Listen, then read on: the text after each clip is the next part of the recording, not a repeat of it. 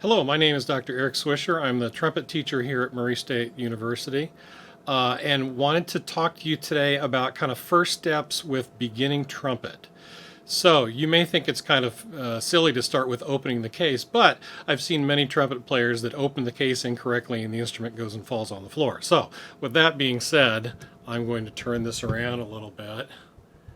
And when you're opening your case, you want to make sure that the thing that you pull goes up. Undo the case that way. Yours may have zippers on it, and if it does, obviously, you'll be able to manage that. But then getting the instrument out, it's pretty straightforward. Turn this back around. You'll grab your mouthpiece. Obviously goes in the end of the lead pipe here. Our instrument is much more simple to put together than some of our other colleagues are. When you're holding the instrument we'll start with the left hand, you've got two different ways to do it. This is what I would recommend. You put your thumb, if you have a saddle here, you put your thumb in the saddle, and then you put your ring finger, not your middle finger, not your pinky, but your ring finger in the ring. Think of it that way. The idea is both the third and the first valve slides should move. You may need to put some grease on them and make sure that they're working correctly. If you've greased them up and they still won't move, they may need to be aligned, and that's something that a repair shop can do pretty quickly. The other way you can hold with your left hand is to put your middle finger in the ring. I prefer this, but for most younger trumpet players, it's probably going to be easier for you to do that. I know there are some trumpets out there that you can adjust this ring to pull that further out or closer into the rest of your hand. Do spend some time messing with that to make sure that you get that in the right position. It should allow you, again, to kick out that third valve slide for reasons of intonation that we'll get to perhaps in another video. But if you have larger hands, or if you're a little bit taller, you may be able to put your middle finger in the ring. Again, I prefer this just for me because it allows me to have a little bit more control over that third valve slide. But do whatever you got to do. Right hand. This is really important. The thumb will go right here between the first and the second valve casings. This would be 1, this would be 2, this would be 3. That thumb goes right in here. Please do not put your thumb back behind the first valve. I see this a lot with beginning students. And what that does is it ends up, if you put your thumb there, which I don't want you to do, it ends up flattening out your hand. Can you see that my fingers aren't very curved? That's going to make them a lot more difficult to move quickly. While your music right now might not go really fast, it's going to in a couple of years, and you want to be able to make sure that you've got that thumb in here, which then curves your fingers better and allows them to move faster.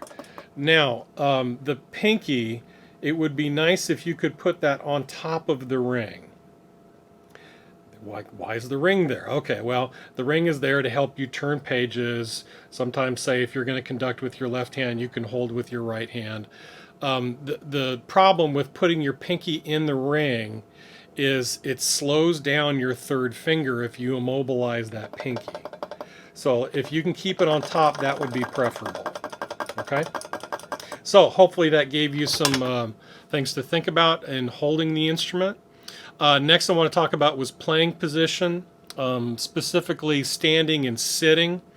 When you are sitting, the easiest thing to do is to sit on the edge of your chair. If you sit on the edge of your chair, it's going to keep your back relatively straight. It's going to keep your shoulders relatively, back. This all allows your rib cage to move, which is going to make it easier to play the trumpet, obviously, because this is a wind instrument and it takes air moving past your lips to make them vibrate. If you're collapsed in, if you're sitting on the back of your chair, you can see that the shoulders get a little bit more rounded. So I always tell students, rather than saying, okay, keep your feet on the floor, keep your legs parallel to the floor, keep your back straight, rather than giving them 15, 16 different instructions, just say sit on the edge of your chair. because you'll notice as you're sitting on the edge of your chair, your feet are going to be flat on the floor. Your back is going to be relatively straight. Your shoulders are going to be relatively pulled back. Not an exaggerated motion by any means. But those things sort of happen naturally for you already. Okay?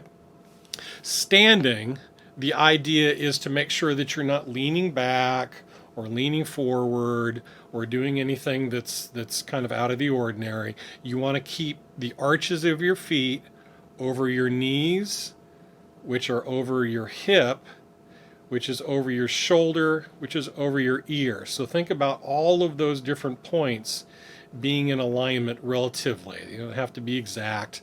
Everybody's body is shaped a little bit different, so there may be some variation, but you don't want to lean far forward, you don't want to lean too far back, because then the muscles of your body have to do a little bit more work to hold you up, and they're not going to be nice and loose and relaxed in order to allow your rib cage to move.